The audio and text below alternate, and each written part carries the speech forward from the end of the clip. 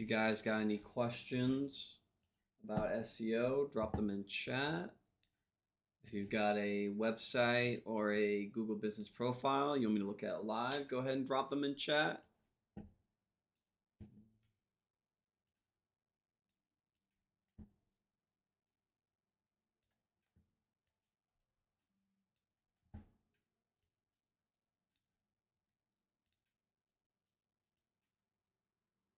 Let's see here. Okay.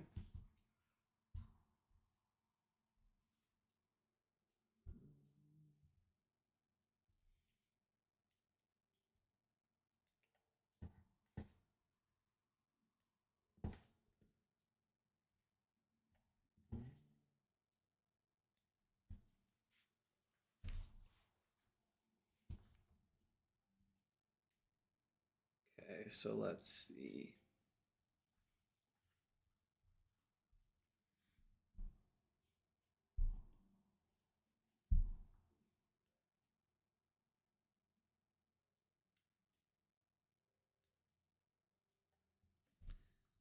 So today we're going to talk about building a roofing company's website for SEO purposes.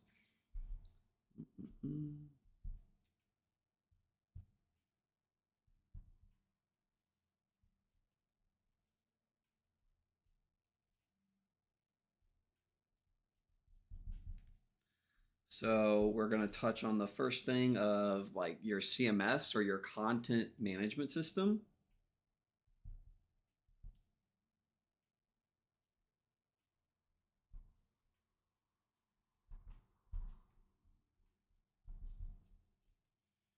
Or referred to as CMS going forward. Then we're going to talk about your website structure.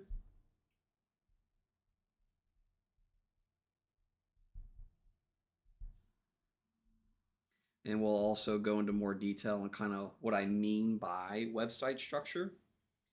Then we will talk about internal linking.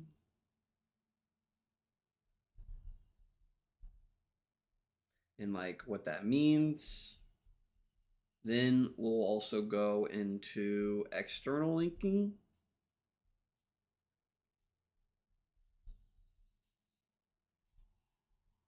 External links, or otherwise known as backlinks.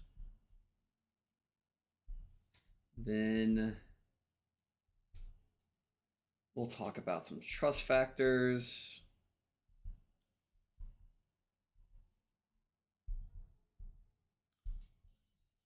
Then we'll talk about on-page optimization.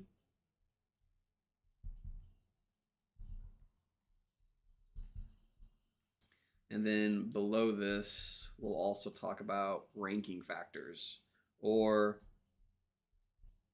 what's my definition of ranking factors. So for a roofing company's website CMS, let's go over here. So content management system.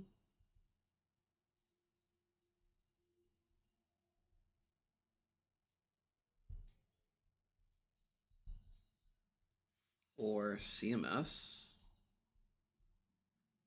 So as a roofing company, you have a ton of options for your CMS or your website builder.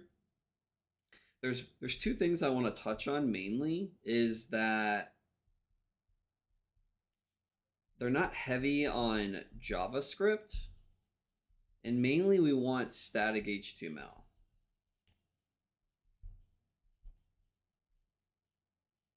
So you have tons of options, right? When you go to build your website as a roofing company, and especially with all of these AI website builders that have recently come out, the thing I want to caution you with is just what are the frameworks that these are built on?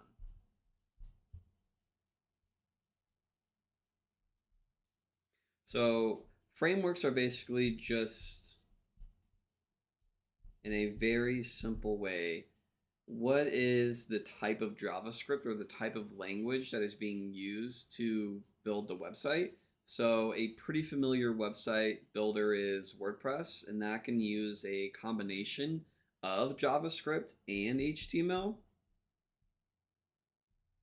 right? You have your like WordPress plugins as well that could be used to pull review content from your Google Business Profile. It can also be used to inject certain content and etc. Right? The thing we just want to be most aware of is what is being used language wise when it comes to building your website. Ideally, and this is a personal preference, we want static HTML. So first we'll touch on why I don't like JavaScript or why JavaScript is bad in my eyes. So JavaScript is bad because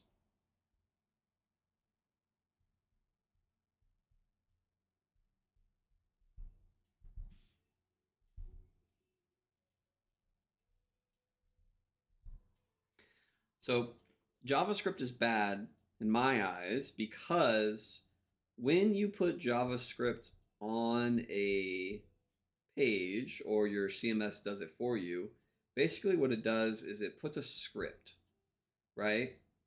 And in this script, there's a certain things being labeled or there's certain things being attributed to. Basically what this does is whenever Google or whenever your browser comes to your site and sees the script, it will then process this script to display all of the content on your site. You've got your images, you've got your heading tags, and you've got all of this content on page, right? So this script will be fed to your browser, which will then be processed the JavaScript, and then it will start to display all of the content on your site, right? Now, it may not display everything. Let's say this certain section right here is JavaScript, right? So all of this portion's at the top. This is HTML. And then as a easy example, this right here is a WordPress plugin that is pulling your Google Business Profiles reviews, right? So we've got this portion is HTML, and then this portion of your site right down here is JavaScript. So when Google comes by, so we're going to make G, this is Google. When Google comes by and crawls, and what crawling means is that it's going to slowly go down your page, right? It's going to read all of the code.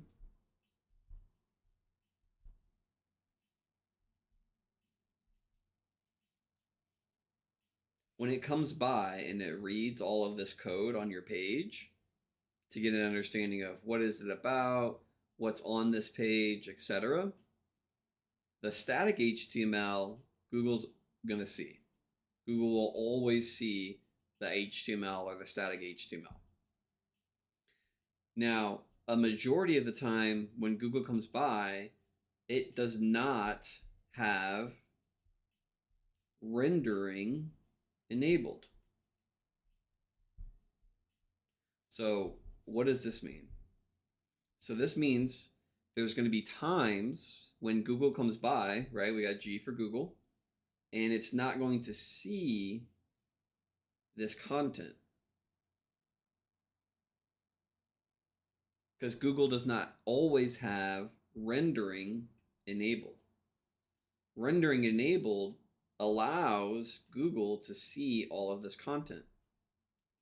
So a common issue is that these website builders, these popular AI website builders,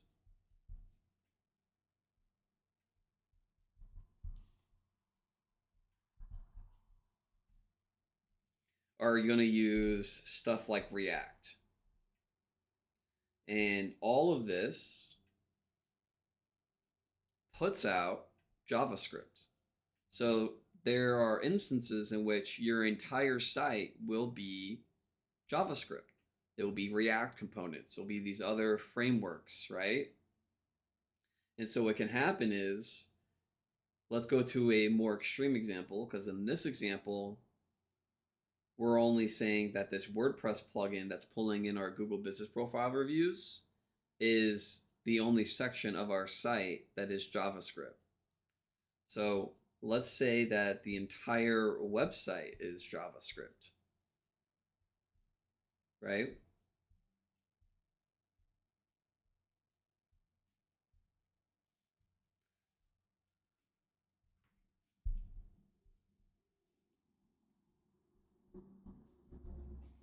So your entire site is JavaScript. So that majority of the time when Google comes by and crawls, right, it comes and reads your page. It tries to understand what this page is about.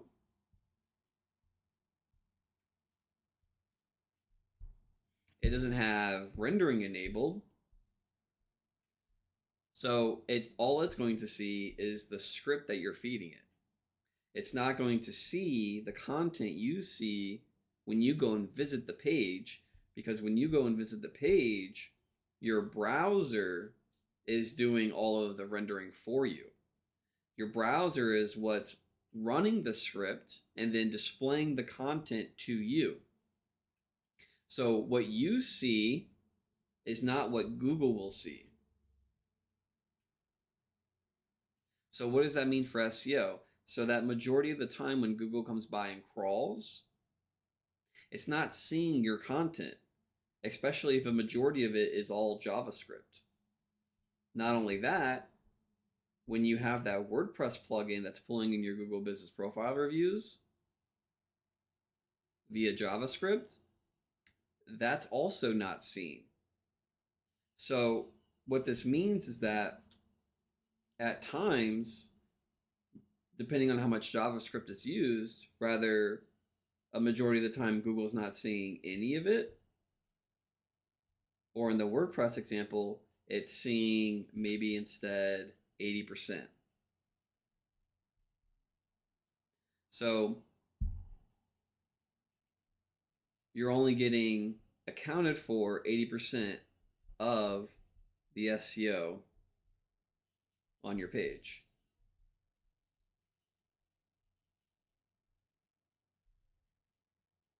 So if only 80% of your SEO is being shown to Google,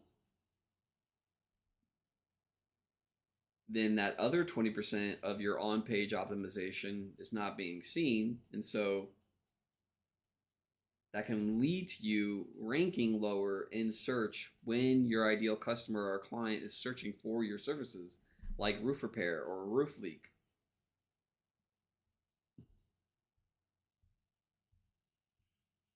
So now let's talk about static HTML. So static HTML, every time Google comes by and crawls your site, it's always going to see all of the content.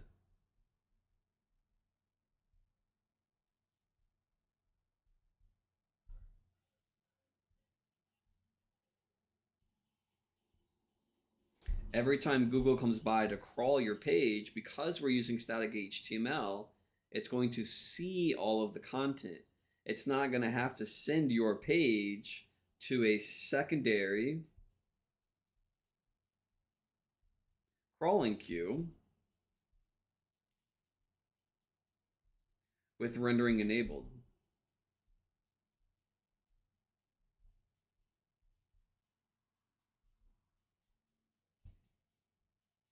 Instead, everything is statically displayed. So each time Google comes by, it doesn't need rendering enabled to see all of our content to see all of our on-page optimization, to see all of the SEO we've done to our roofing company, right?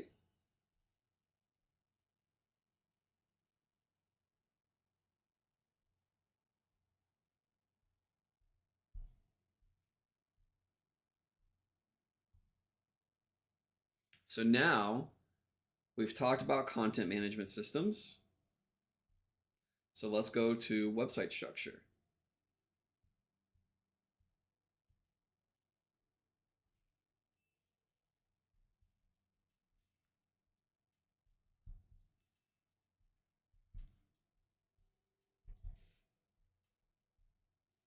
So when you go to structure your website, you want to have a few goals in mind. So one of them is proper internal linking.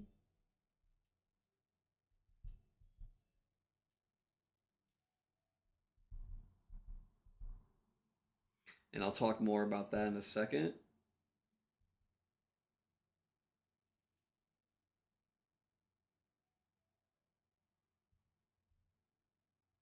And the reason for this, we'll do like an A over here, is so that we get a full crawl depth.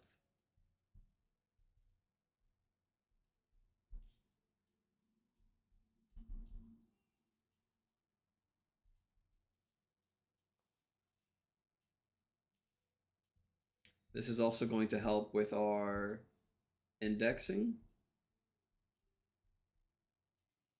and keeping pages indexed.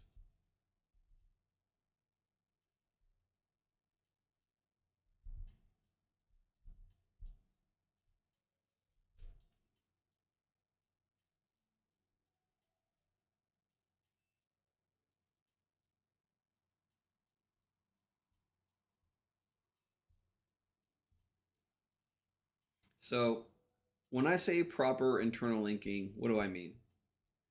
So as an example, this this is your homepage.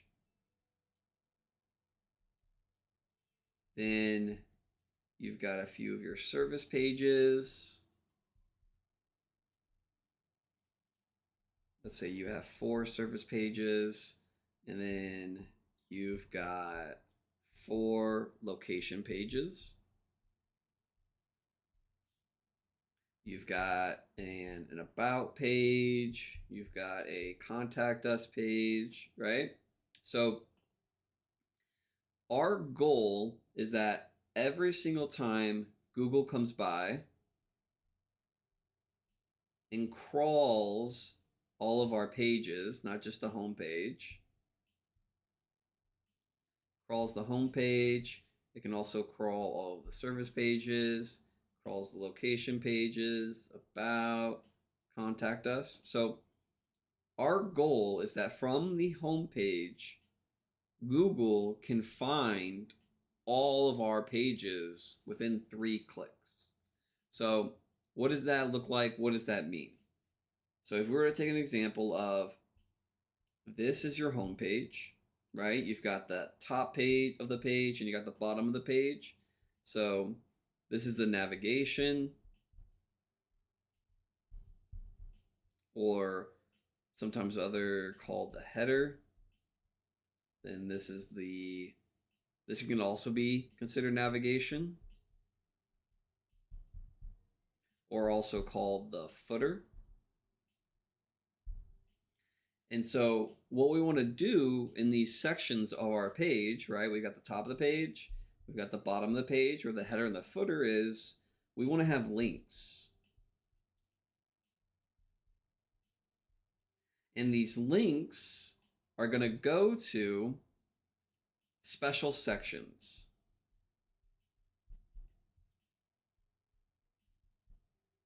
Or otherwise just called hubs or service pages. Or you can also think of it as just location pages, or just a blog page, right? So all of these, let's do blog as an example. on your blog hub page, you want links, right? We want a whole bunch of links to all of our individual blog pages.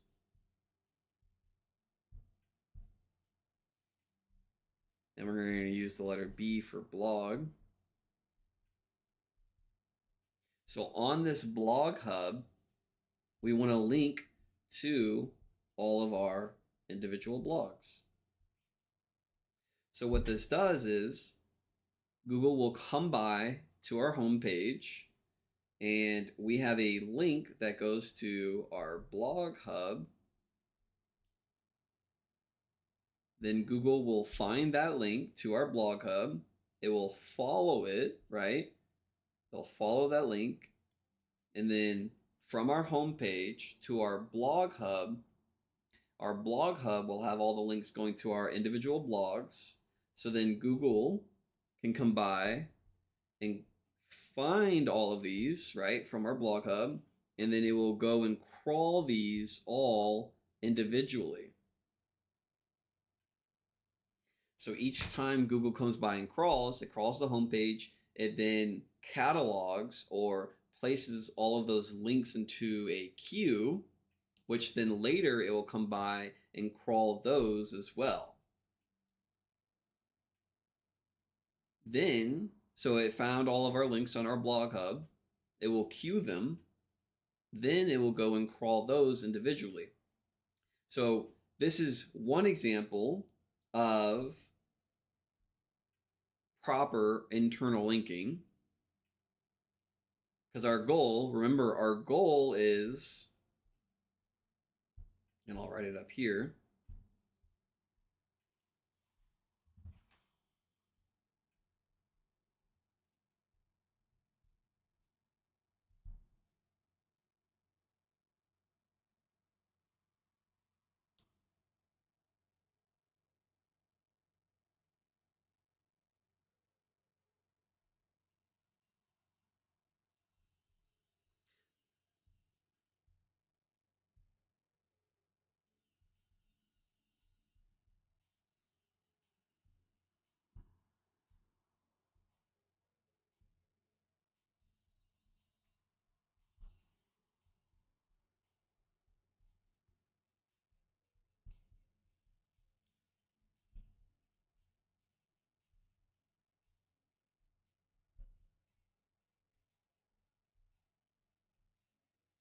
so our goal is 2 to 3 clicks from the home page, all pages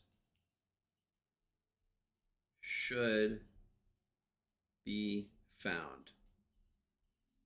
And so how we achieve this is you have these hubs, you have like a blog hub, or there's another way to do this. So let's say that we had a locations page. So we're going to move over here. So instead of having a link to our blog hub in the header, we had a link to a location page.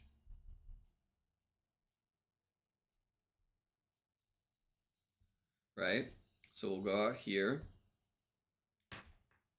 And then this will be our locations page. So roofer in Pensacola, Florida. Right? We have this location page, which is trying to target the keyword roofer Pensacola, right? From this page, we have a link to our other locations areas, but maybe let's say we only did one link.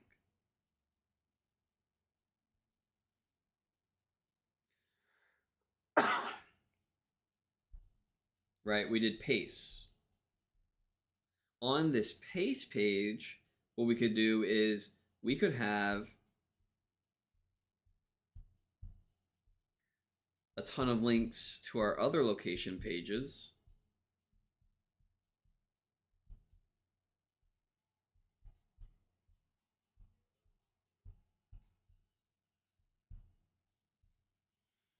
right?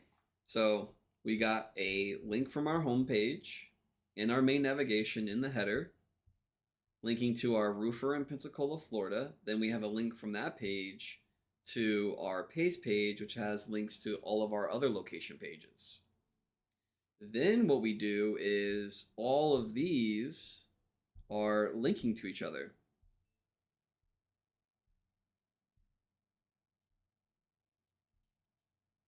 Right? Not only are they linking to each other that way, but they can also be linking to each other, let's see, this way. Then this one links to that one. Then this one links to that one, right? And you can see this is going to get kind of messy here. An but it's all going to make sense.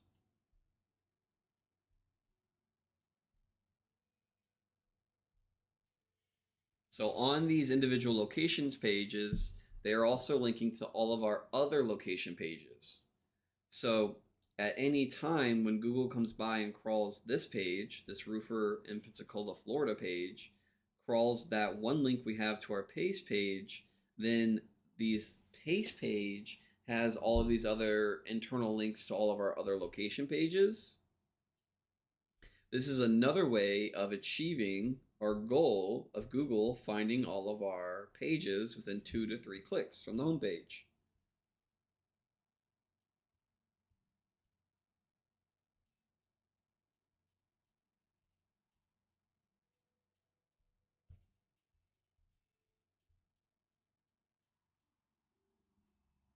So one of the many benefits of doing this, of having these instances in which we have internal linking, remember our goal is that our pages are reached within 2 to 3 links, is that this is going to help us get a full crawl depth. So what a full crawl depth means is that as Google comes by, it's able to reach all of our pages. So what is that? Why is that important? So let's say, as an example here, we went and created a new service page.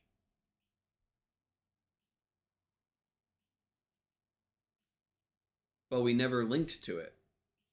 So this new service page is supposed to be targeting a keyword, right?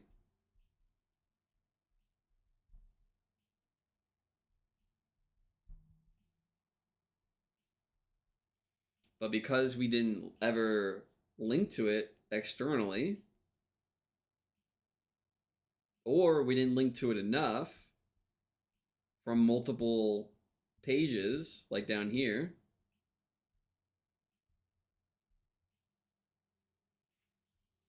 every time Google came by and crawled, it never found this new service page that's targeting this keyword. Another thing that can happen is because we don't have good enough internal linking or enough internal linking is, let's say this new page that we created, let's say this service page, right?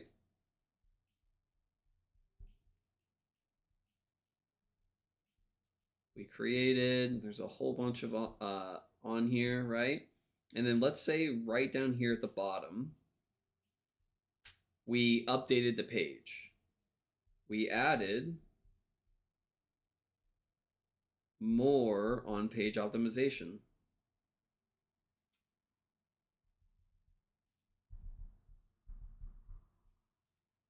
Because we didn't properly internally link to this page from all of our other pages, rather in our sitemap, or we made like an HTML sitemap, or from our other service pages, from our blog pages, from our locations pages, whatever reason, right?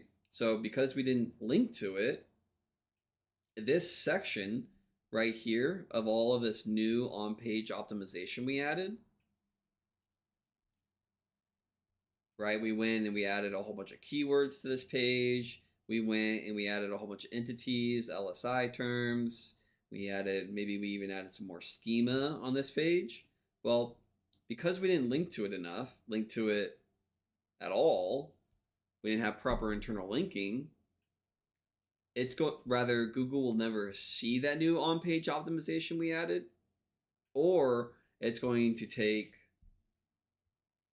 1 to 3 weeks, or even maybe 1 to 3 months. The point of this is that it can take a long time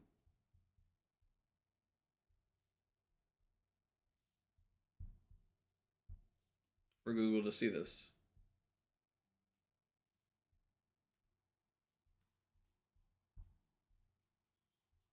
So there can be an instance in which you added a whole bunch of on-page optimization, but Google never found out about it because you rather didn't link to it enough to show Google that it was important, or you didn't link to it at all. You know the page exists, but Google doesn't. Another thing that you can do as well to help with proper internal linking is you can create a sitemap. This is called a sitemap.xml. So if you're using WordPress, it should automatically create one for you. If you're creating your websites with like some AI website builders,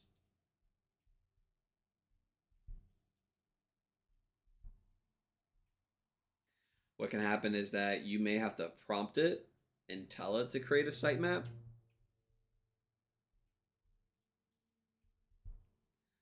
Because sometimes these AI website builders may not have the context to know that this has to be updated. So you might have to manually prompt it each time. Another thing is that we can create a HTML sitemap. And then this is something that we can place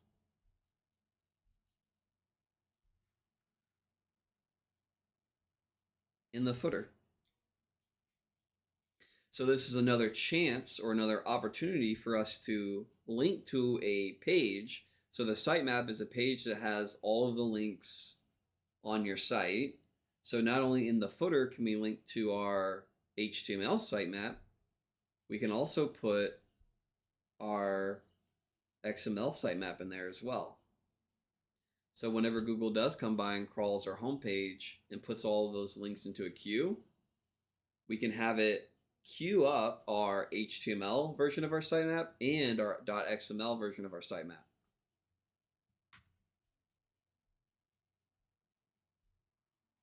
So this proper internal linking will not only help with our full crawl depth, then this will also help with our indexing. So what is indexing? So indexing is when Google will place a page in the main index. Let me actually start with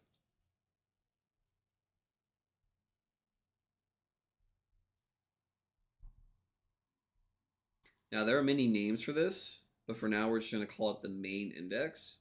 And what this means is that when someone searches for something, like they search for roofer near me, your web page is a result.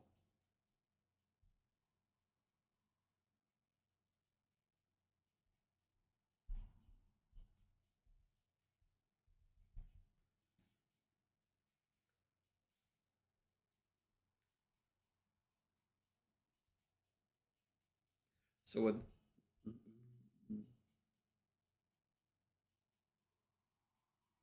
So sometimes what you'll see in your Google Search Console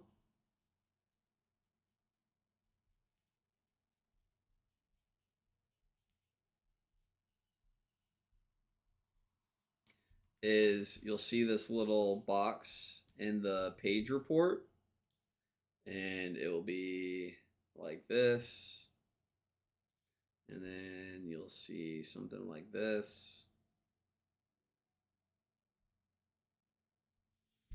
right? Then this will be historical. So this would be like 01. Then this would be like 01-12.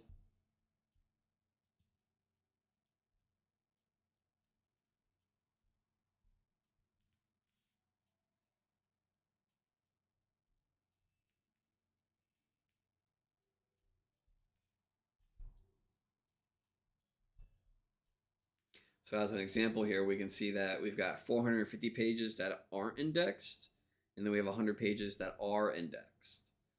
So by have proper internal linking, what this does is this can help get our pages indexed, because each time Google comes by and crawls, it can find all of our URLs. If Google doesn't find a URL to a page, if Google never discovers a page, you never link to it, or you don't link to it enough, it's not going to be indexed. So what that means is, and there are different terms, or there are different types of indexing, but we're just going to talk about the indexing in which your page appears in the search result. So this can cause you to not appear here. So what that means is that new roof repair page you made, so you can get people that are looking to get their roof repaired, it's not appearing in search. Now, there are other reasons for why pages aren't indexed, but for right now, we're just talking about proper internal linking.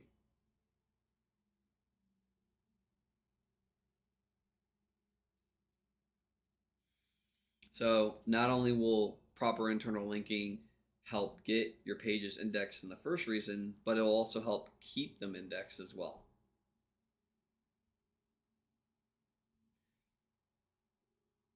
Another thing, since we're here, that I want to talk about is when you go to build your website. So as a roofing company, when you go to build your website,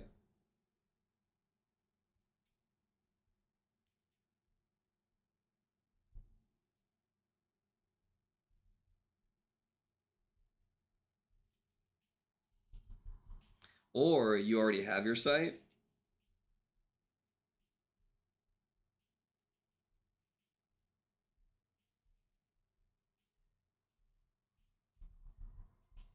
built, you don't need a huge website. You don't need like 50 to 100 to 200 pages to rank. So what's commonly happening is you have a lot of these people, due to the fact that it's really easy, or there's a lot of accessibility in creating pages en masse. So what you see is everyone using these AI website builders are creating 50 pages. They're creating 100 page or 200 page websites. So to rank locally, or like SEO local, like a roofing company in a city, you may not need more than 15 pages. You don't need like 35 blogs to rank. You can rank a one-page website,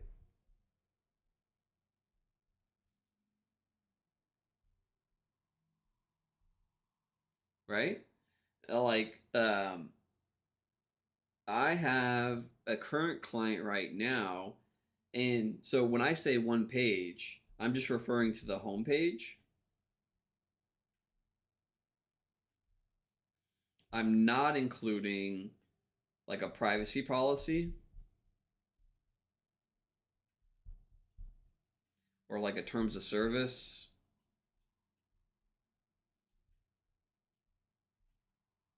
right? So when I say like a one-page website, I mean like the home page.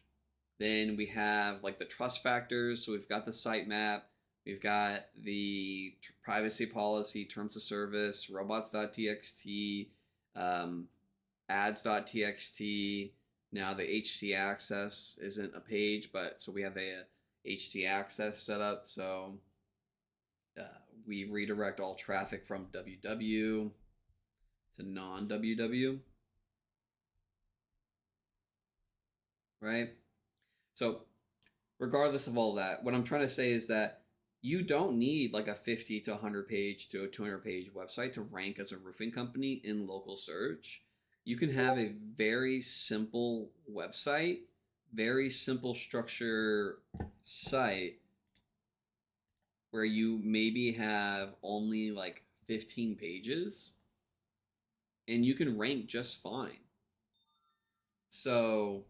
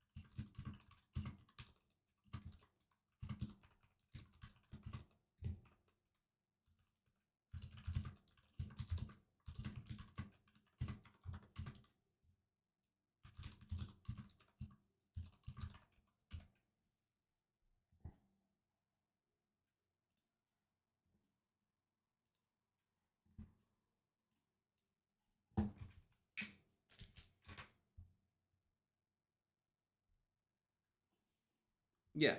So we can get away with maybe like 15 pages. Maybe you can get up to like 35. I mean, what will probably happen is that you'll start building out blog content and then having that link back to some of your service pages. And then when that stops helping you rank,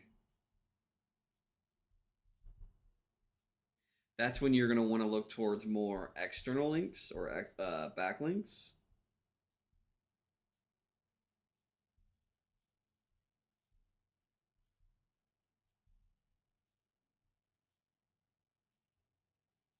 Um, I've done a lot of audits recently, and I'm just starting to see people are people are starting to make like these insanely big websites, and I think just because it's so easy with these AIs or LLM tools to do so, or these AI website builders, or basically just in general, right? You don't you do not have to rank locally. I mean, ideally, what you would want to do is you just want to start off with the home page, so one page. You want to get that started. You want to get your on page optimization really well. You want to get your privacy policy, your terms of service, maybe an about page. You got your sitemap XML. You've got your ads.txt. You've got your robots.txt. I don't really consider those pages. And then once that's in Google, Google is kind of like getting an understanding of that. You've got your Google Business Profile linking back to it. Then maybe you can consider going to like 3 or like 5 pages. But if you do this, you've got your citations. You're not in a crazy competitive environment.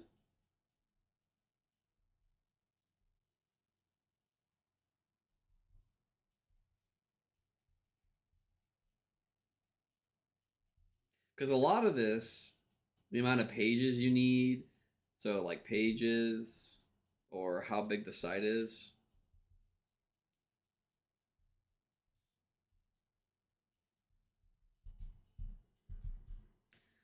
your on page, amount of backlinks you need, and then also what can you get away with?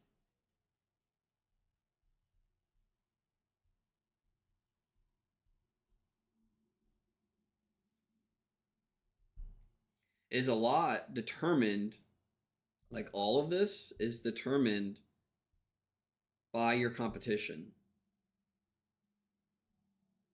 A majority of what it takes to rank in your local environment is really dependent on what your local competition is doing, right? So there are local ranking factors.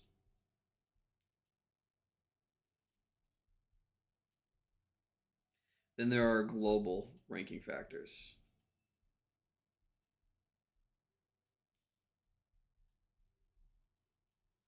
And so what this means is that, let's say locally, if you were to search for your keyword or service like roofer near me, and the top 10 results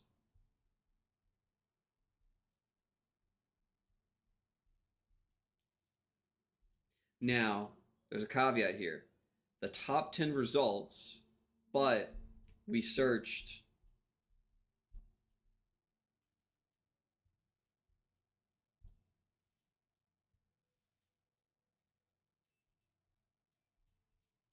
10 times.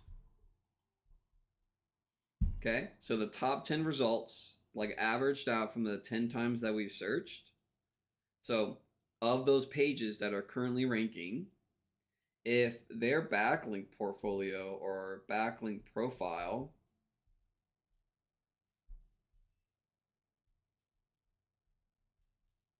is only of like 5 to 10 each, like none of these go above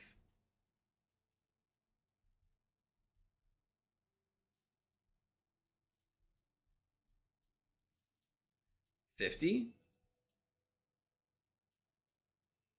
then we can easily beat them on this ranking factor by just simply getting more than 50. So, what do I mean by this? So, a lot of what will dictate where you will place is dependent on your competition. So, like locally, to rank for this, it only requires 50 backlinks as an example, right?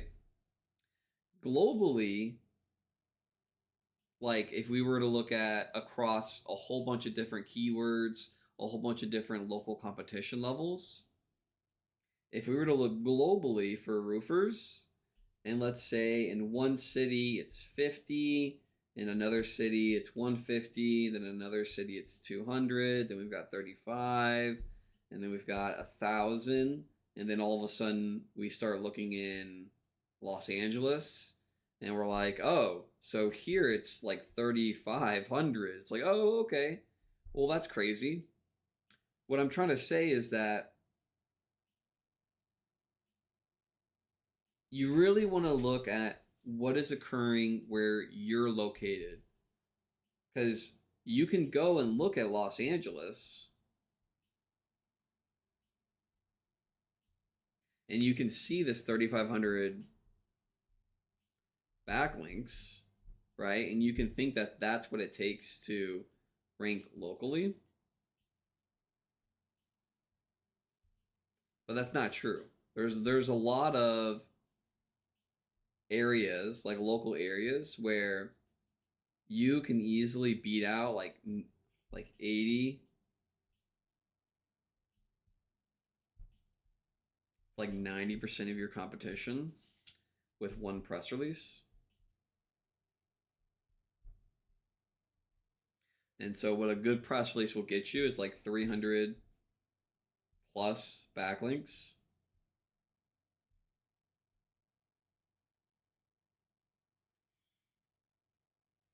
And then you can easily beat out a majority of these local areas or these local competitions for this specific ranking factor. So then what global ranking factors are is across the board,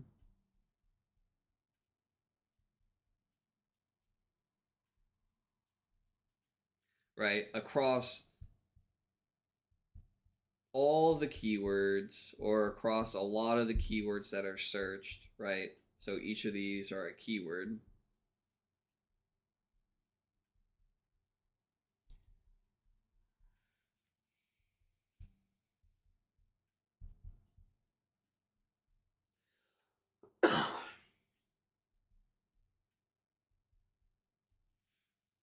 These are all going to have very similar ranking factors, or they're going to have very similar pages that are ranking with in relation to the factors that they have. So what does that mean? So if we were to look at all of these, a commonality that we're going to see is that they use their keyword, right? The keywords on page. It's like, okay, yeah, duh, Chris, but the amount. So let's think about the amount. Amount of times. It's probably going to be higher. Not only that, what we have is, let's say, the keyword in the H1.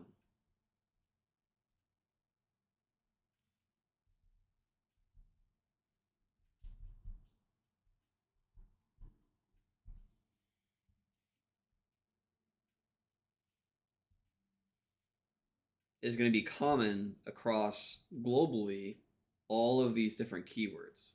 H1 having the keyword in the H1, right? That's going to be like a global ranking factor across multiple keywords, across multiple competition areas, etc., right? What may not be globally accepted is the amount of photos.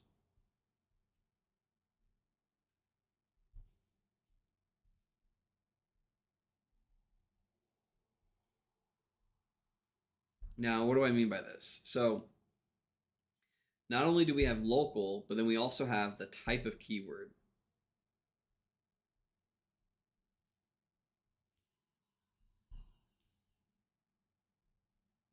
So, what I mean by this is, let's say that we have DUI lawyer.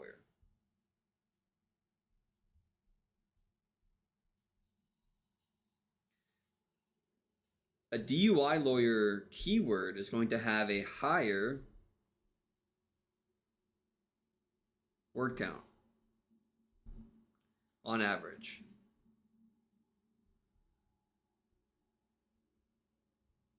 But if we think about a bathroom remodeler,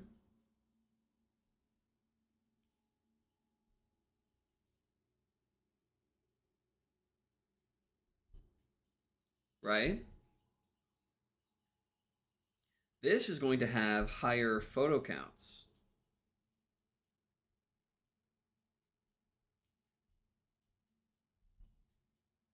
So, what do I mean? What am I trying to say here?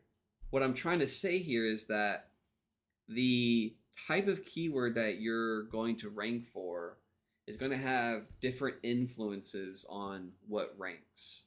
So, a DUI lawyer keyword is going to have a higher word count because what is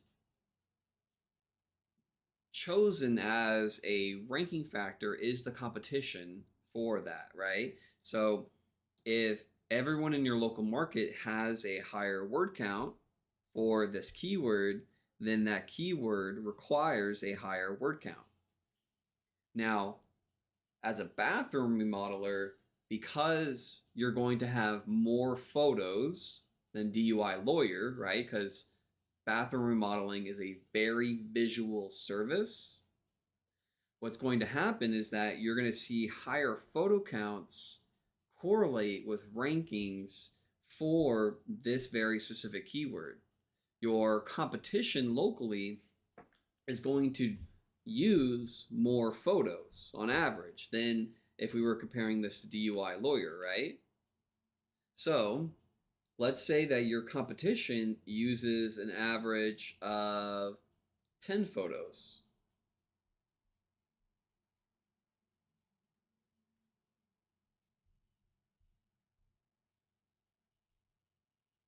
So then you need to beat them, and you need to get to like 11, or you need to get to 12 photos.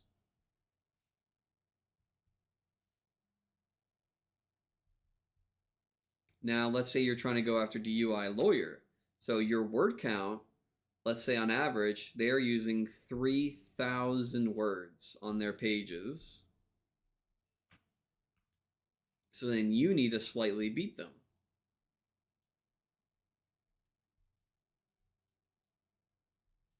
So now, real quick, I just want to make sure this is like, let me be clear.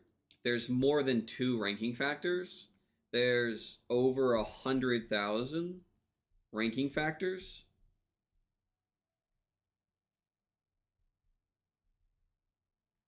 I'm more just trying to explain that your local competition or your local environment is going to have an influence on what it takes to rank. And so by looking at what is currently ranking, we can get an idea of what it takes. So as an example, we can look at the word counts of the pages. We can look at how many photos are the competition in that area have, so that we have an understanding of what do we need to do to your pages to help them rank, right? So those are some of the local ranking factors, right? Because not only do we have the competition, right? So we have our competition using an average of 10 photos on their pages, but also because our keyword is a very visual keyword, a very visual service, right? This also ups the amount of photos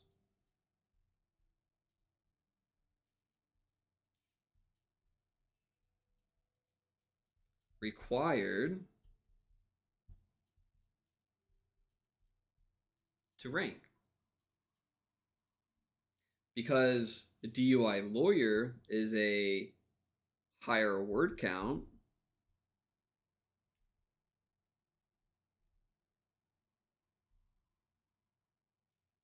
then we have to have a higher word count as well.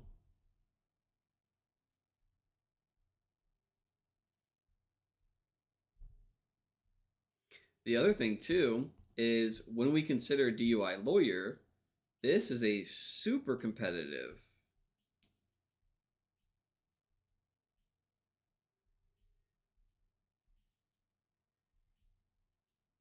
niche. So what does that mean? So that means what we're going to see for this keyword as well is that we're probably going to see a higher requirement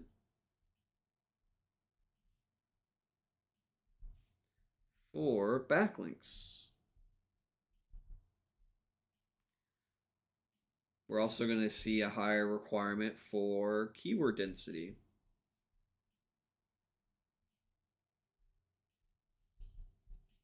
This is also maybe, right, depending on the competition, we might need more pages to internally link from.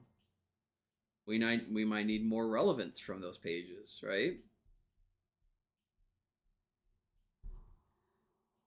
Not only do we need a higher amount of backlinks, but we need a higher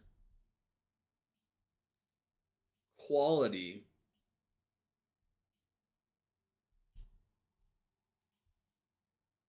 of backlinks as well to rank for this. So global ranking factors are things that are true across all of the terms, everything that we've searched, right? So as an example, if we had 8 different keywords, 8 different search terms that we used, ranking factors that are true across all of these, right? So having the keyword on page, having a keyword in the H1. When we go and search these, so we go and search these 8 keywords, and we search it 10 times, and we take the top 10 results each time from all of these 8 different keywords. we can get an idea of the global ranking factors. Then, as we want to go and rank more locally, right, we need to get a better understanding of what are the local ranking factors. What is my current competition doing? So, does my competition have 10 images? Okay, well, then I need to get 11 to 12 images on my website. Does my competition have a higher word count? Okay, well, then I need to start aiming for a higher word count. Now, again, there's over 100,000 different ranking factors. So we can't consider all of these, but maybe what we can do is like the top 200. And then what's also really good and really cool about SEO is that a lot of these they kind of go in tandem, right? So if in my H1 I use a keyword, not only is it a keyword, but it's a keyword variation.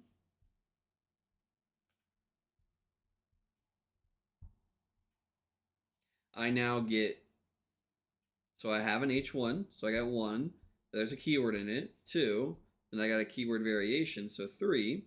So from this one instance, I can get 3 ranking factors.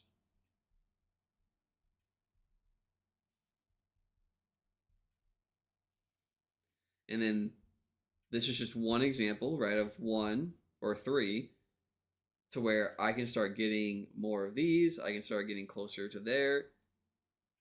And so you need proper tools that can go and measure the ranking factors. So we take the global ones, right, that are true across all of these keywords. And so we know that they're ranking factors based off of these search results. And then we take our local and we see, okay, so what does it currently take to rank for this keyword? What is my local competition doing that I need to beat so that I can place higher in Google?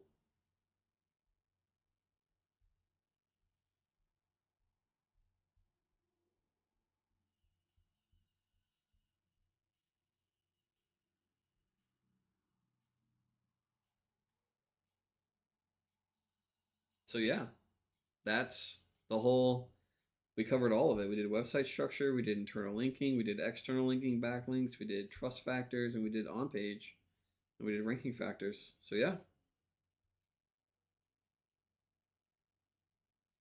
that's gonna conclude this video. If you'd like help ranking your roofing company, reach out to me on Instagram at Christopher Simpson SEO and DM me local, and then let's book a call.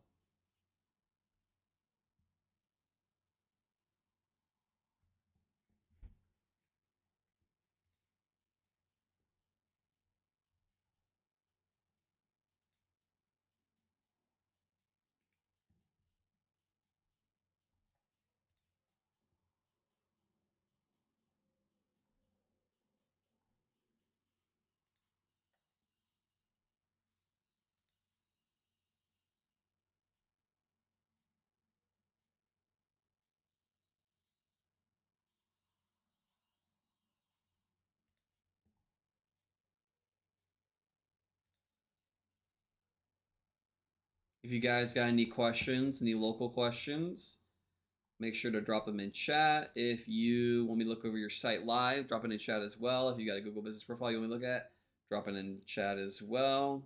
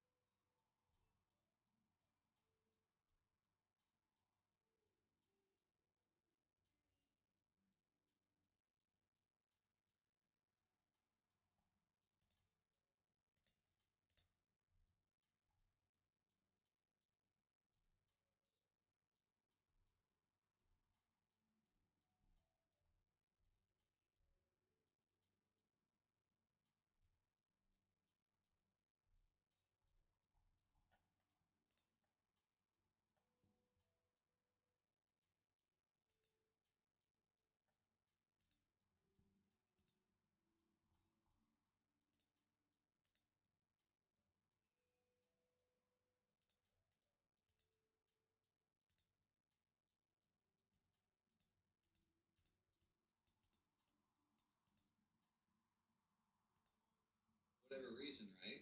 So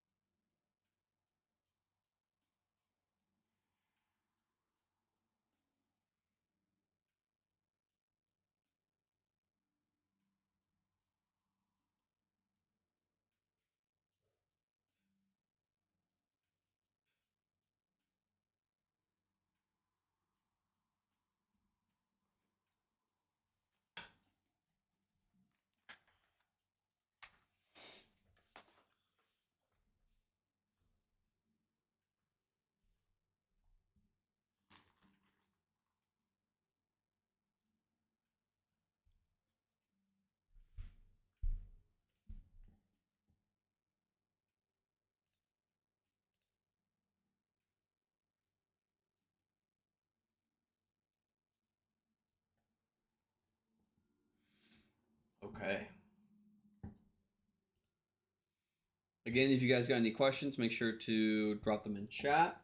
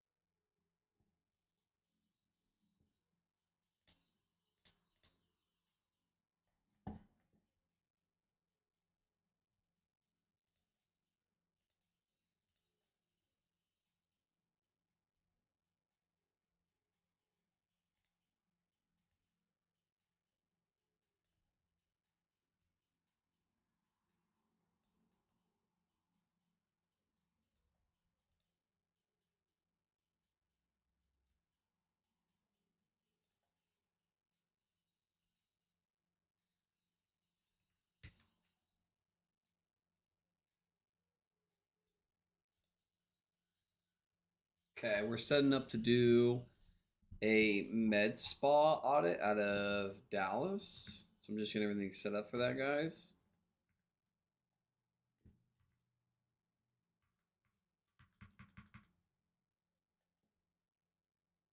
We got this, we got this, we got that. Let's go back over here.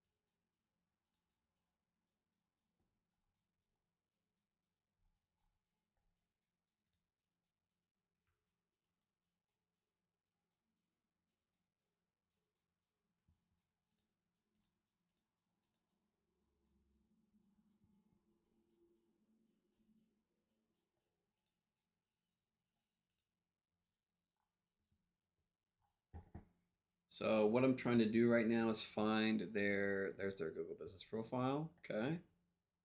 Wait for the URL to change.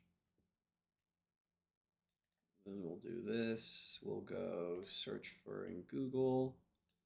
So we've got this one, listing details. We'll refresh. There's that. We've got their Instagram. What I'll do is I'll open this in a new tab.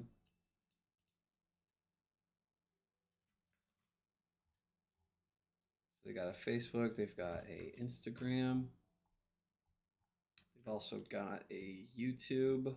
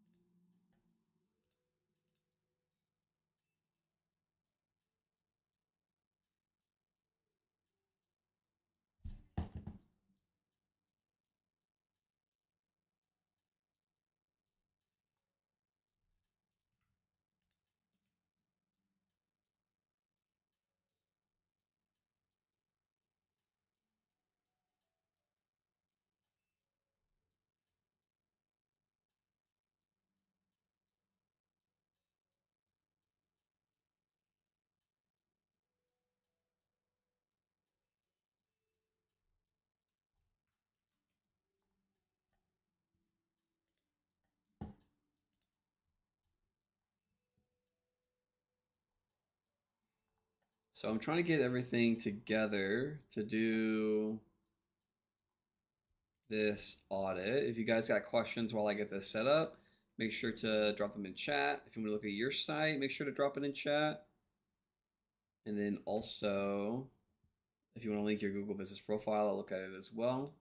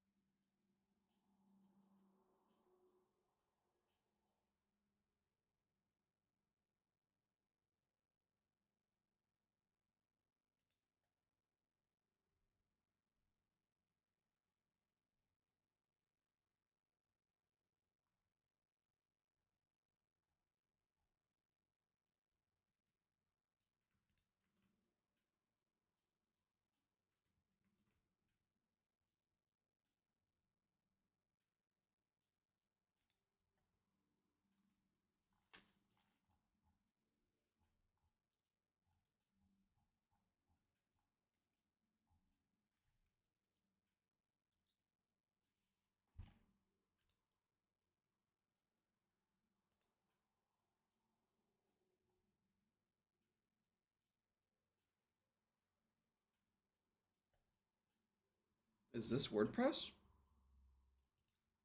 I wonder what they're building this with. So right now I'm getting set up to do a plastic surgeon's audit, guys. Just yeah, so they've got the category thing going on. URL bloat.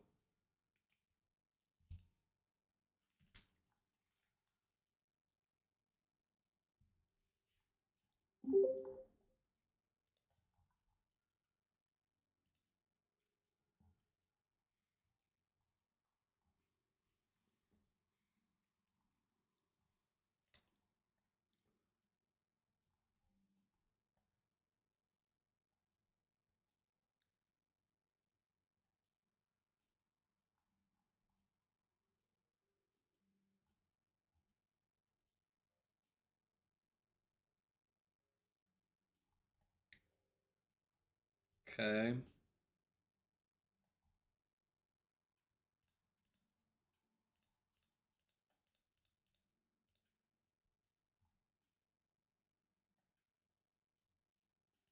Now I'm gonna go look at their posts.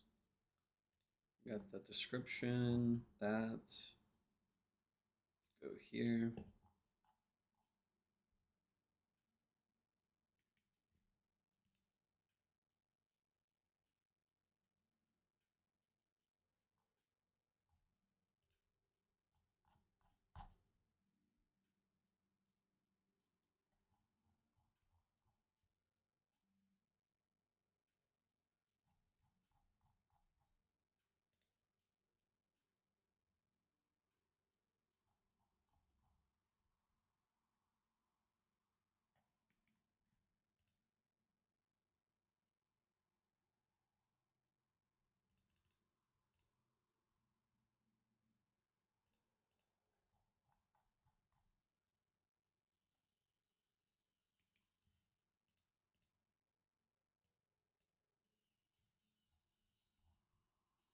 Okay.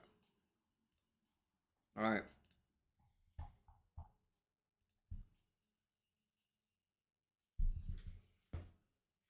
So this is going to be an audit of a plastic surgeon based out of Dallas. What we're going to do is we're going to look over the website, see what do they currently have going on internally? What are they linking to? Do they have proper silos? Do they have proper anchor text going to their money pages or their service pages that they want ranking in Google when people go to type, rhinoplasticity near me? What do they have going on their Google business profile? Are we properly optimized? Is everything filled out? Do we have services listed? Do we have descriptions on our services? Are all of our attributes set?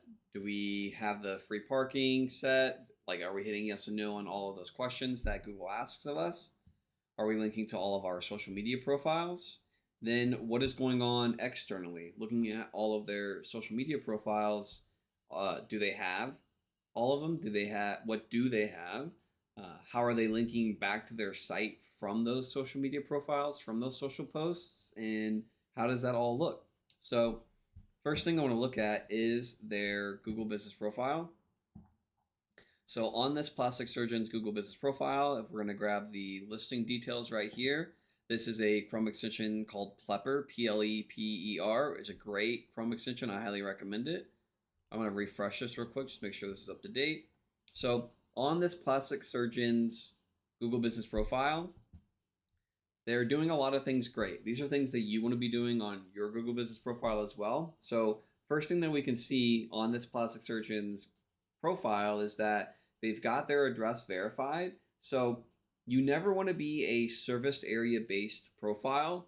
When you're a serviced area based profile, what happens is that when people are searching for your keywords for your terms in search, right? So they're searching for plastic surgeon near me.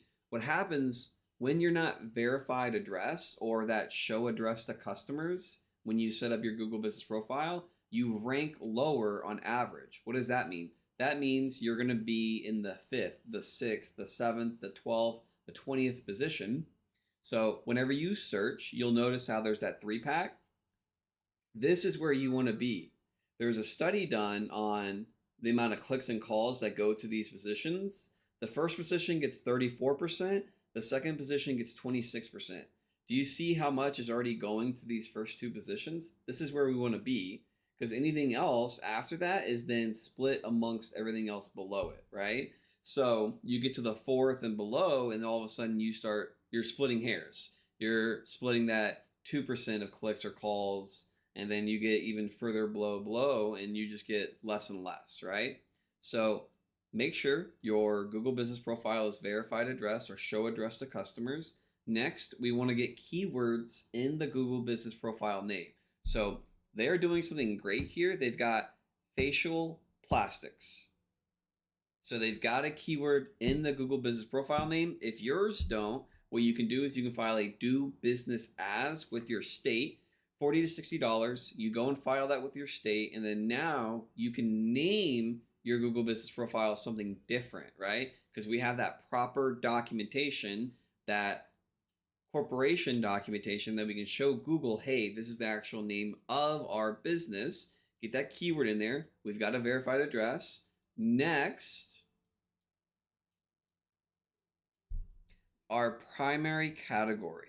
So when you go to set up your Google Business Profile, the third most important thing you want to do is that primary category is best matching, best describing your business, your keywords that you're wanting to target. We want to make sure that we're not sending it to something that we're not actually doing. So often what I'll see with roofers is that they'll have general contractors. You're not a general contractor. You're a roofing contractor. So that's what I mean. We need to have that primary category that accurately matches or is most congruent with our company, with the services that we actually provide. So then next on their profile, what I'm seeing is that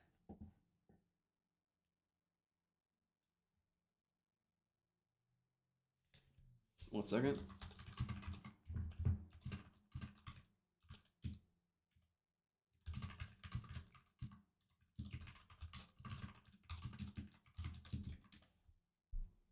So next what I'm seeing is that they haven't set their appointment link. So what does that mean? So when you set up your profile, what you can do is you can set an appointment link. Now, you don't have to have a appointment setting software as a plastic surgeon. What you can do is we can point this to your contact us page, or we can point this to your home page. Either or if you do have an appointment setting software, you can link it to that as well. Either way, we still want to have a link going out to it. Next, you want to make sure on your plastic surgeon's Google Business Profile, you're using all 750 characters that Google allows you to place on your profile. You want to talk about your business, what you do, who you serve, and your services, right? Next, you want to link to your social media profiles. So this plastic surgeon is currently only linking to their Facebook and their Instagram on their Google Business Profile.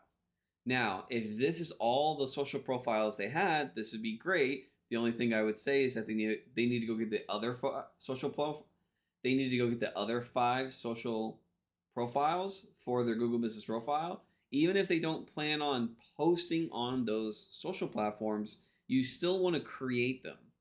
Now, they actually have a YouTube and a TikTok and a Twitter account that they could be linking to, and they're not. So then the 7 that they should be linking to, they should go create the other ones, are going to be Facebook, Instagram, you got YouTube, you've got Twitter, you've got LinkedIn, you've got Pinterest, and then you've got YouTube. So you've got Instagram, Facebook, Twitter, LinkedIn, YouTube, TikTok, and Pinterest. Those are the 7 you want to be linking to. So now we're going to go and look at their posts on their Google Business Profile. So what this plastic surgeon is doing on their profile right now is great. They're talking about their specific service that they offer, right? So right here, They're talking about facelifts. They've got the keyword on this post, and they're talking about this post. Then they've got an image. This looks like someone that just got a facelift, right? Not only that, for their learn more, they have a link that is very specific, and it's going back to their facelift page. So when you go to post on your Google Business Profile, you want to then link back to the service you're talking about, right? Not only that, you also want to have a consistent cadence in which you post on your Google Business Profile. Ideally, you want to do about 2 a week.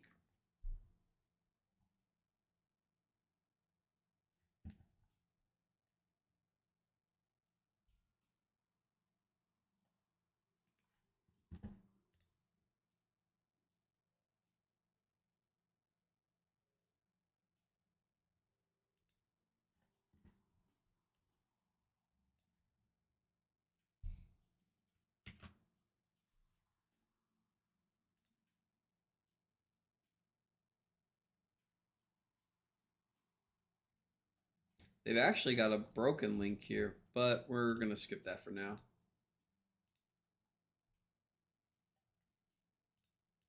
Okay, so let's go look at this plastic surgeon's TikTok account. So they're posting on TikTok, which is great. Let's go see. They don't have a link going out. So whenever you go to post on social, rather it's TikTok, rather it's Facebook, rather it's Instagram, whatever social platform of you're choosing, you want to make sure that you also are including a link that goes back to your site.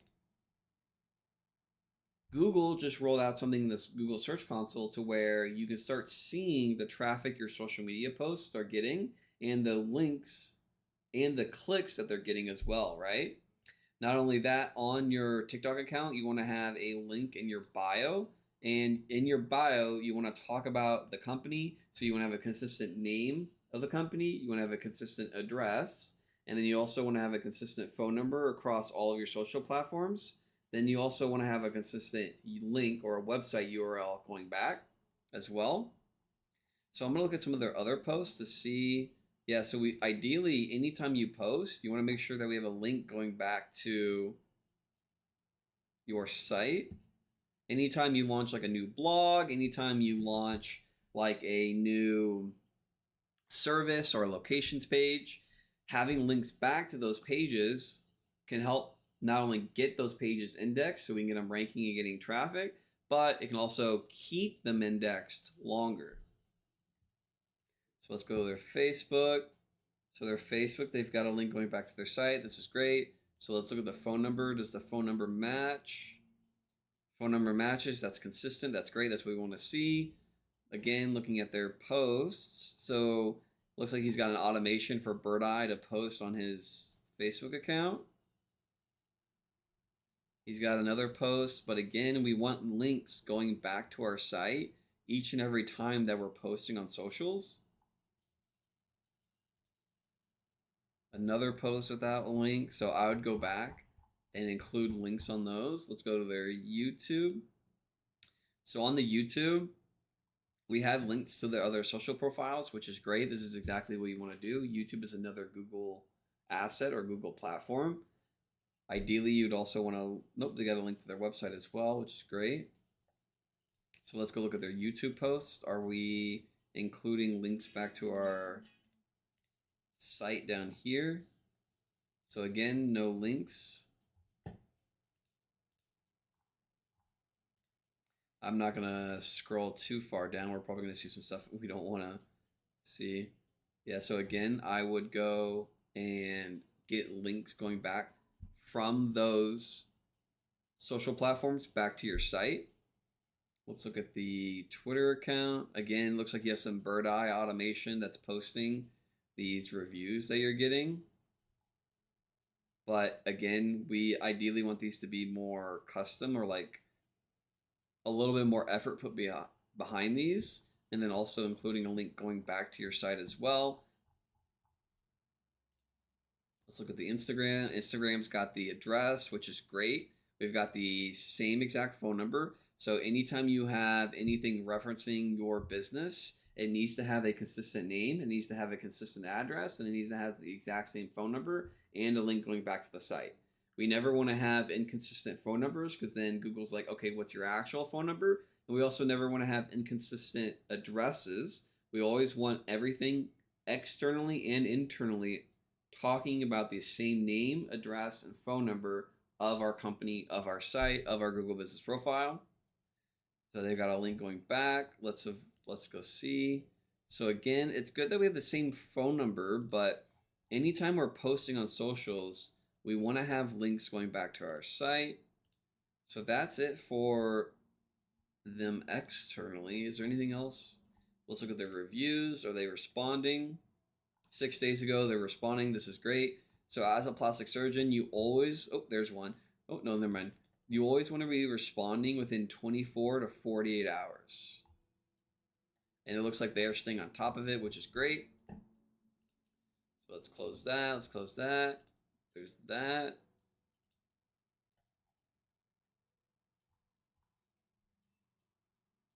The other thing, I'm just confirming this with my other tool. So this plastic surgeon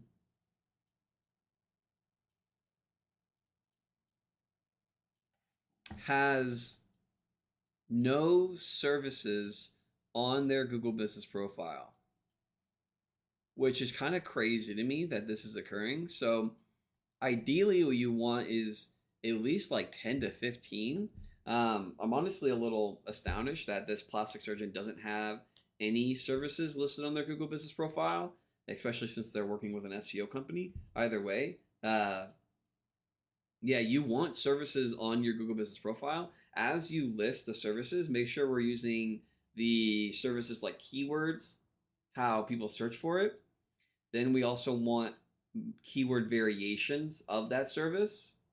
And then after we list them on the Google Business Profile, we want to go back behind and we want to add a 2 to 3 sentence description.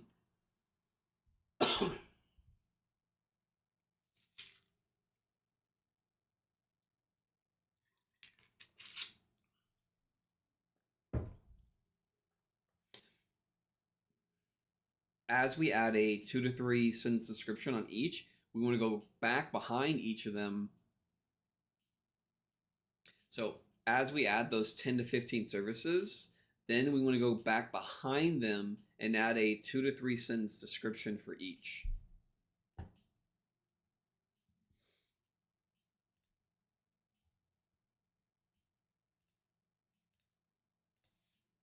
Okay.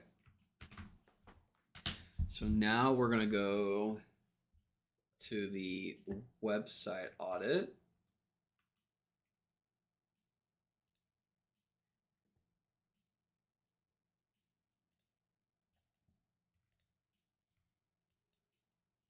So what's currently happening on this plastic surgeon's website is that their blog, the CMS that they're using, the website builder, the platform that they're using is creating these blog categories, right?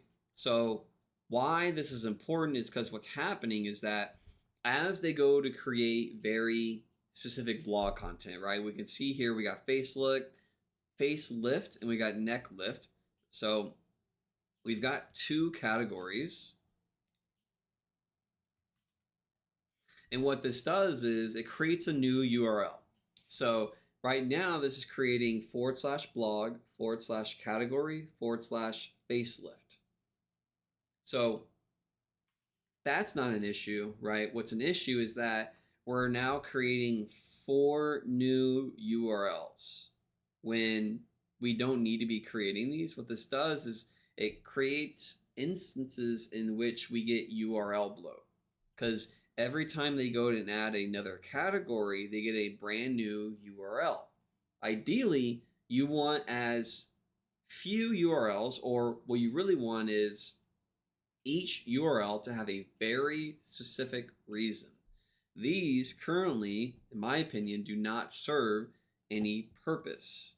So what this does is that As this grows and grows, this creates more URLs. This hurts with getting a full crawl depth. What is a full crawl depth? So each time Google comes by, we want it to crawl everything, right?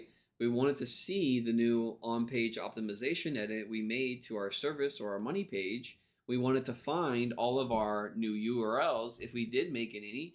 But what's happening right now is because we have an additional URL or a whole bunch of additional URLs that really don't serve a purpose or do anything, Google then sends or wastes the crawl budget on these pages instead of crawling our money pages or our new URLs or our new pages that we created. Not only that, as you bloat your URLs, the total amount of pages or the total amount of URLs on your site, you're going to get worse and worse indexing rate, or a worse percentage rate of all your pages indexed, right? So we go from a 15 page or maybe like a 30 page website till we go to 100 or a couple hundred URLs.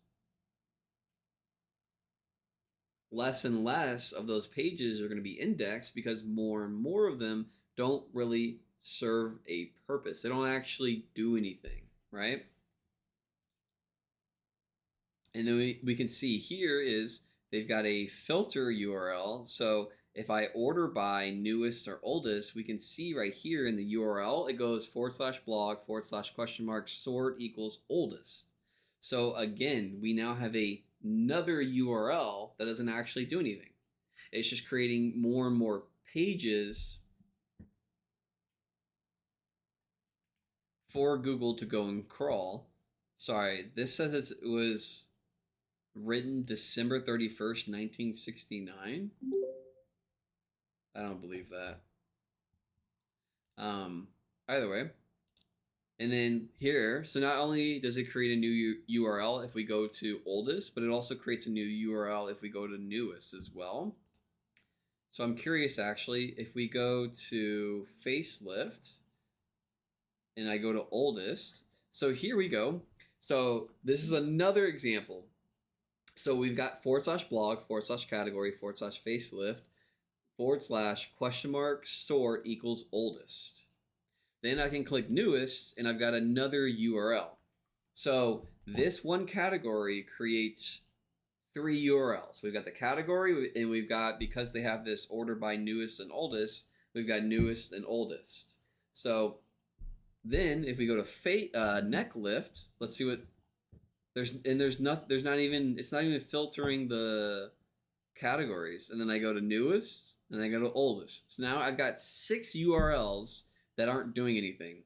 So then we go to liposuction and then I go to newest and then I go to oldest. So now we've got 9 URLs. Now I go to rhinoplasty. So then I go to newest and I go to oldest. So now I've got 12 brand new URLs. Actually, I've got 14 because when I go to the normal blog page, I get newest and oldest. So I got 14 URLs that are not doing anything. They are just hurting my indexing and they're just wasting my crawl budget on pages that should not exist.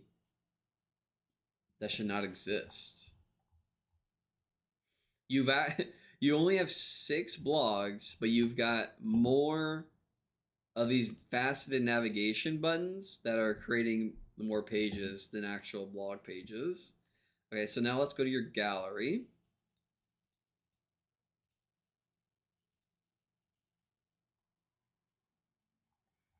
So this is fine, but this is a lot.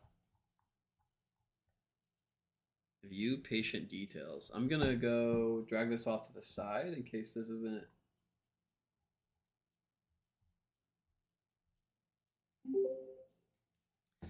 Yeah, so these are great for what they're trying to do. The only thing that's happening is that because they're doing it in this fashion, because they're creating a new URL for each of these, it's the same thing as before. You're bloating up the amount of URLs that your website has. Instead, you should have this behind like a login or somewhere else, or just not creating brand new URLs each time. Do they have filters on it? So if I go to gallery, oh, okay. So each of their services that they've done, they create a new gallery for. Yeah, so again, you're just creating more pages than you need to. So what we got 1, 2, 3, 4, 5, 6, 7, 8, 9, 10, 11, 12, 13. You got 13 new URLs, and then you've got a whole bunch of new pages. Yeah.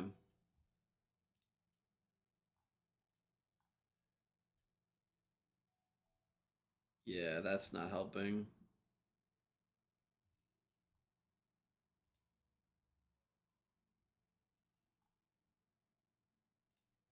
So then also your home page has no H1. That's not true, it does.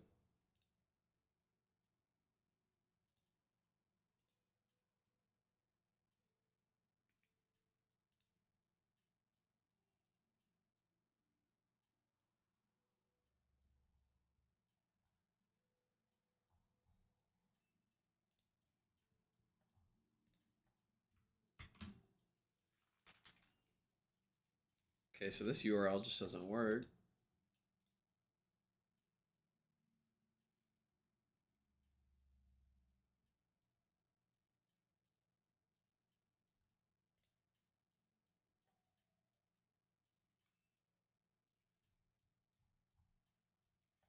Yeah.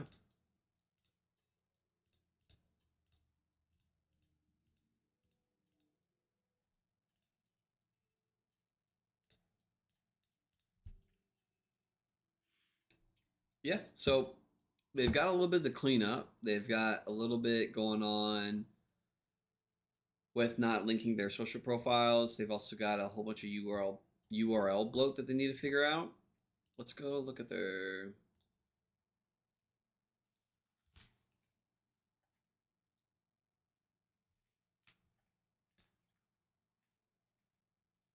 That's smart.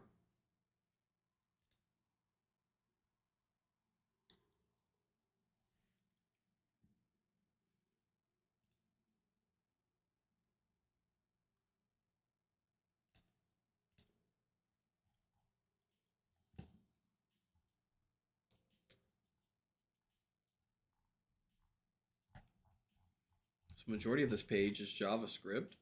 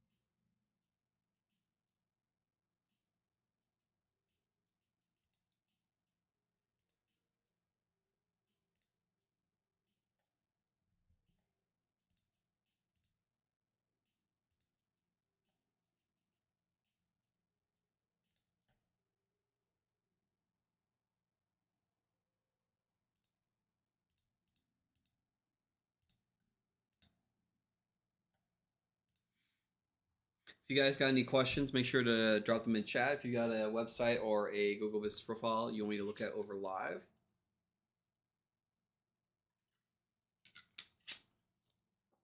drop it in chat.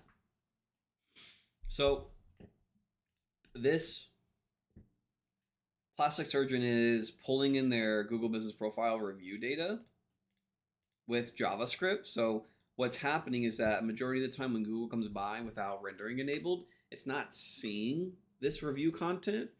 And also, what they should be doing is pulling in the photos that are also going with the Google Business Profile reviews, because as a plastic surgeon, your clients, your customers are going to want to see what it looks like before and after the surgery, right? You're going to want to include visual representations or testimonials of others in what occurred. Like if they're already writing a 5-star review, we would also want to include their before and after transformation, right?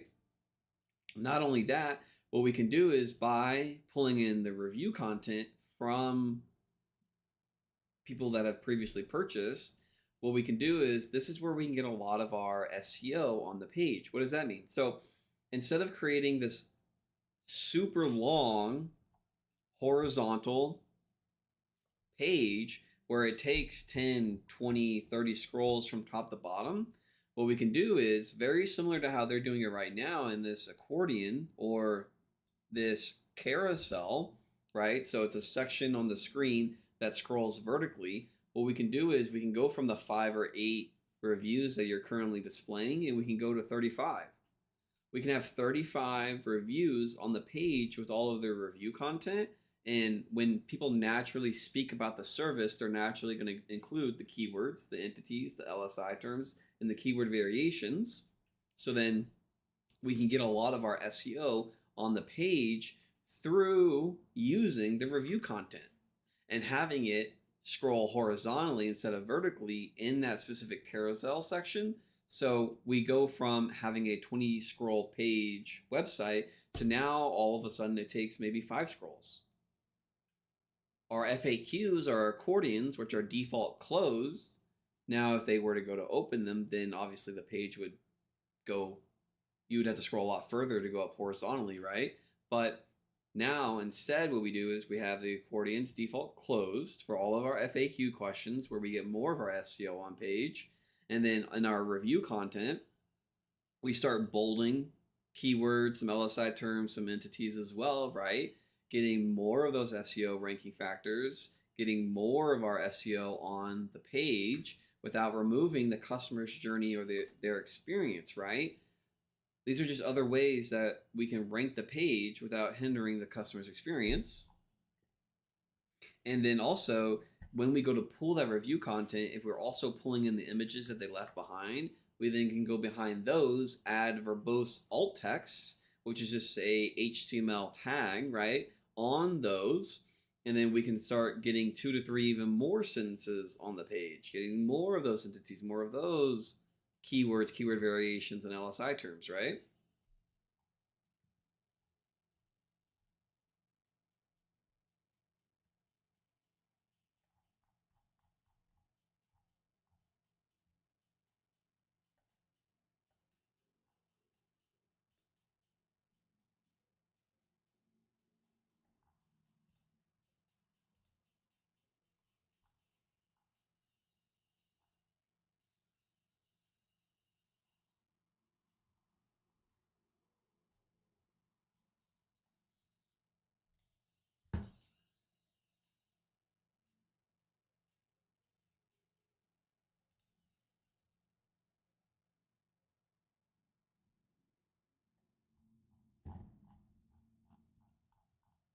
Yeah.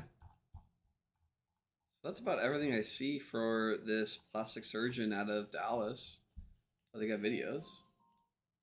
Do they have image or not? Do they have video schema on this? They should definitely have video schema on this. Let's go look. Structured data doesn't look like it. Let's go Control F video. No video schema, huh? Yeah, so I mean, you could get really crazy with the video schema on here as well. And then behind that, you can then add transcript schema. And so you can get like an additional 2 to 3 pages of content on this page without it actually like being displayed to your users or your customers when they come to visit this page. But when all of the AIs, the LLMs, the Google crawlers, the crawler bots, what have you, come by and they look at this page, they'll get all of that schema and all of the code, right? Which can help us rank. And we're not removing the customer's experience. This is interesting. But yeah.